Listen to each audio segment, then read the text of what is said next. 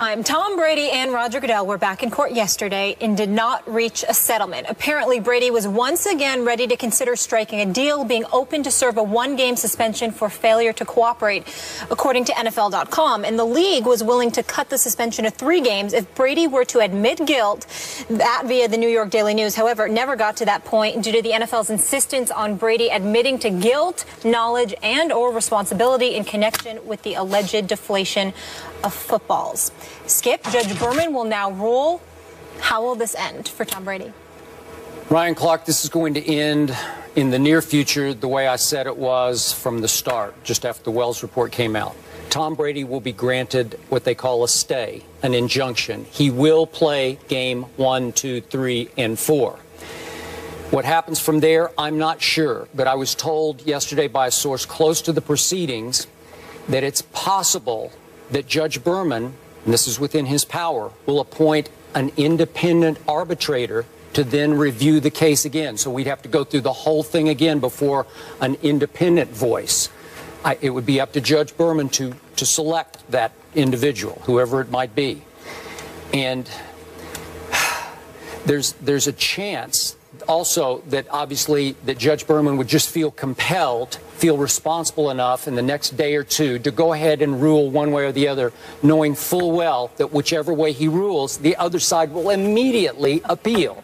And it will move right on up the ladder to the Second Circuit Court of Appeals. So that's a possibility.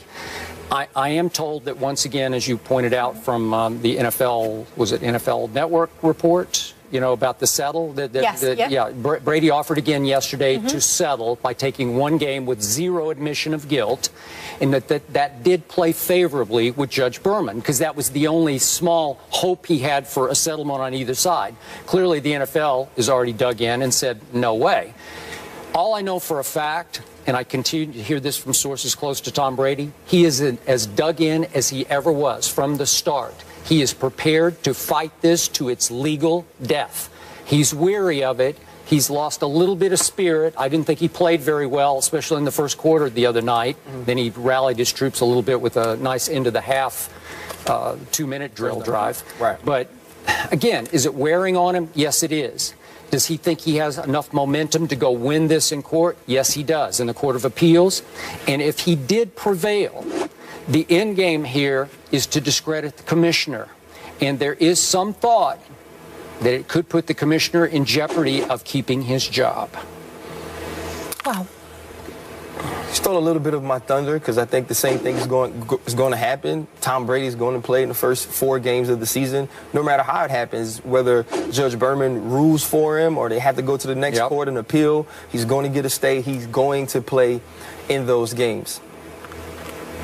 For me, the NFL has taken a black eye throughout this whole process. Really? Interesting.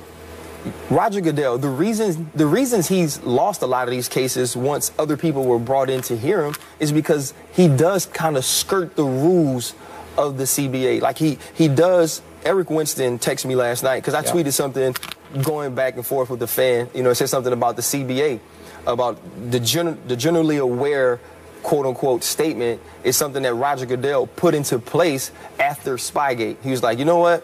From now on, I don't have to prove it. If I think you're doing this, then it's going to be an issue with me. You're going to be able to get suspended or whatever I feel like you should be subject to.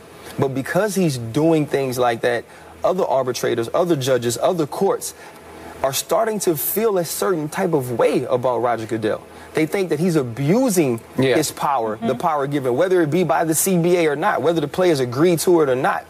They don't think he's doing things the way that benefits the league, that benefits players, that benefits coaches. So I can definitely see, too, Judge Berman saying, you know what? I'm just tired of it. I'm tired of Roger Goodell. Even though we don't like to get involved in these cases, Tom Brady, you're playing the first game. You were willing to do something. The issue here is the two things, the thing that the NFL wants and the thing that Tom Brady wants, they just happen to be the same thing. Tom Brady wants in no way to admit that he was guilty, that he knew about it, that he had anything to do with. In the NFL, that's all they want. I think if he even said, man, y'all don't suspend me at all, I'll say I did it. I think they'll take that. Oh, sure They'll take that. Leap on that. Just to be able to say the Ted Wells report, I would agree. These millions of dollars we spent on it were well worth it because we got to the bottom of this. When in truth, they didn't really get to the bottom of it. Now, football people, myself included, do I believe he had something to do with it? Do I believe he had some knowledge of it? I do. But there's no proof of that. And so with there being no proof, Roger Goodell needs Tom Brady to say, I had a part in it. He needs Tom Brady to validate this situation. And like you said, I don't know if his job's in jeopardy. I'm not sure he cared. If y'all paid me $44 million last year, I wouldn't be at work anyway. Oh. My God, the things I could do with that. But when you look at the situation, he's lost favor finally. With some of these other things, if you look at the Hardy case or the Ray Rice, when he was able to come back and kind of fix it as far as people were concerned after the video, Adrian Peterson, because of these acts, the acts committed by these guys, he could pretty much, as far as public opinion, do what he wanted. He could say that you're never going to play again, you're suspended for a year, anything. He could pretty much do what he wanted. NFLPA bent a little bit to give him that by putting these guys on the commissioner exempt list. But with Tom Brady, with the deflation of balls, with football people saying, you know what, it wasn't really a big deal anyway if Tom Brady admits it, I think he's losing here. So he has to stay as dug in as Tom Brady is because Roger Goodell needs a win. Okay, so after all your years of being a player rep, you have a great command of this. At the higher level of the judicial system, at what point is a judge finally going to rule, well, you guys gave it up through your last collective bargaining, and the commissioner does have absolute power, so I have to rule with absolute power? I think it has to be a court and a judge who is truly just tired of it, though. You know, because a lot of times in these judges and when people look at justice and when people think of fairness, they don't like the big dog. You know, judges and people who think fairly don't like the bully. In NFL, Roger Goodell, he's the bully. They're the bully. So I don't know if there's a judge who's gotten to the point with these situations, especially this one. You know, some of those other situations, some of those other cases where there is harm to individuals, there is human casualties in it. I think a judge is kind of like, okay, I'm gonna stay out of it. But in this one, I feel like this won't be the case where a judge says, you know what, you gave it up in the CBA, and truly they didn't give up his right to just do whatever he wants, but they did give up the right for it to appeal through him, for him to be able to hand down suspensions. But it's supposed to be mutually negotiated, and the NFLPA is supposedly supposed to have a say in these things. I got it. You know, so... Okay, final point. Allow me to mount my soapbox on this one. Go for it. This week, I have become sick and tired of hearing people in the media, in all forms of media, say, I'm sick and tired of this Deflategate. Just go away, leave me alone, and let's get on with our football. I believe most of those people, if not all of them, are the same ones who leaped up on their soapboxes when the Wells report came out and said, he cheated and he lied about it, and they all dug in, suspend him, tarnish his reputation for good. He doesn't belong as a first ballot Hall of Famer. And now they're starting to realize Tom Brady, and they should admire this, and this is grudging on their part, he has fought back and dug in and hung in, and he has started to reverse the field here a little bit, where I think he's starting to clear his name. And it's really starting to irk people who dug in and now look like fools that they said he cheated when they now know, uh-oh, maybe he really didn't cheat. And so now they say, oh, get out of my sight. I just want my football back, because they don't want to give it up to a guy who had the guts to fight City Hall. He did. This is, I said from the start, Roger, you're picking on the wrong guy here. He might seem like an aw shucks nice guy off the field, but that Psycho Tom on the field, you don't mess with that guy. And that's who's coming out in court is Psycho Tom. So I admire the heck out of him for fighting and fighting, because it's taken a lot of hours here to keep going back to court and distracting from football to clear his reputation. Well, I admire Roger Clemens and Rafael Palmeiro too.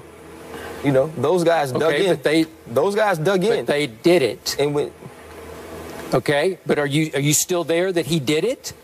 You're still there. I'm still there that he was generally aware and that he had. Really? Yeah. Oh, now I'm shocked by your. You've reverse field. I'm not changing. No, I have a reverse field on that. I did say from the beginning, Tom Brady, the player, is still a first ballot Hall of Famer. He's still the best quarterback of my era, of my time, the most accomplished. These balls and this situation doesn't take away from the player that I thought he was. Doesn't take away from the player that he is, who he will be remembered in history for. Do I admire the fact that he's fighting as an NFL PA rep? Heck yeah. It's good for all of us that he's doing that. And I hope he wins.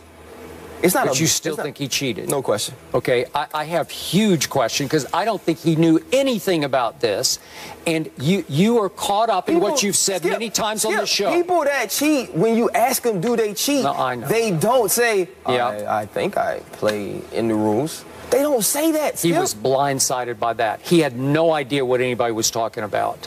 And you are a prisoner, I believe, of what you've said many times sitting in this seat on this show, which is they've been serial cheaters for years and years. I'm with you on that.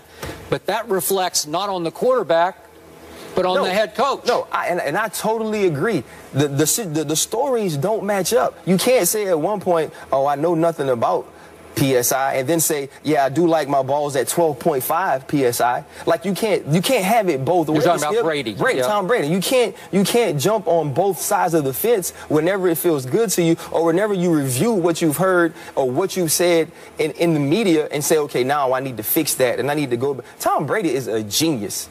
He's a genius, and you can't make me believe when they ask him, do you cheat? He had no idea what they were talking about. But he told the story of a year ago, the Jets game, when he knew nothing. He didn't even know what the rules were, and he went out for kickoff and found that the footballs were incredibly overinflated. He couldn't even grip them for a Jets game that they played poorly in, and he played poorly in. So he asked the equipment guys, go get the page out of the rule book. And from that point forward, he testified under oath. We took the page out of the rule book to the refs before the games and said, here's the standard. It's supposed to be between this and this. And Brady always said up front, I wanted mine at the lower end of regulation. Well, that's not cheating. Right. So why not say when they ask you about that, listen, I want mine at the lower end of the regulation, which is 12.5, which he eventually said. Yeah, and we're getting deep here because we're nitpicking with it, and we're going deeper into it than probably was intended. Brady's MO has always been, I will let my play do my talking. With the media, he tries to say less than nothing to the media. Right. Just a lot of aw shucks, we're trying hard, we're going to do better next week. So he didn't want to give the media anything or give you anything. This wasn't about football, though. That's about football. This is about his life. What if his actions said to you? His action that says he doesn't want to go down as a cheater. Okay. The same way when you point your finger at federal judges in Congress and say, I did not take steroids. Palmeiro, you're talking about. Yes. Okay. He did testify under oath, Tom Brady, who has a spotless reputation, flawless reputation, that he knew absolutely nothing. It was. Okay. All right, gentlemen. So where we are right now, a ruling should come down this week, and then there probably will be appeals, so this isn't going away anytime soon. But I like a point that you brought up. The point of contention or the sticking point holdup here is the admittance of guilt on both sides. Well, I thought I made a couple of good points. You made great points. But you know, you do it so often, though. She's just trying to big up the rookie. Now we know what's going on. She's just trying to big up the rookie. Next question. Stop it. It is never easy for me or Andrew Luck when he faces Tom Brady and the Patriots. Apparently, he isn't into watching them either. Find out what has Luck salty when we come back.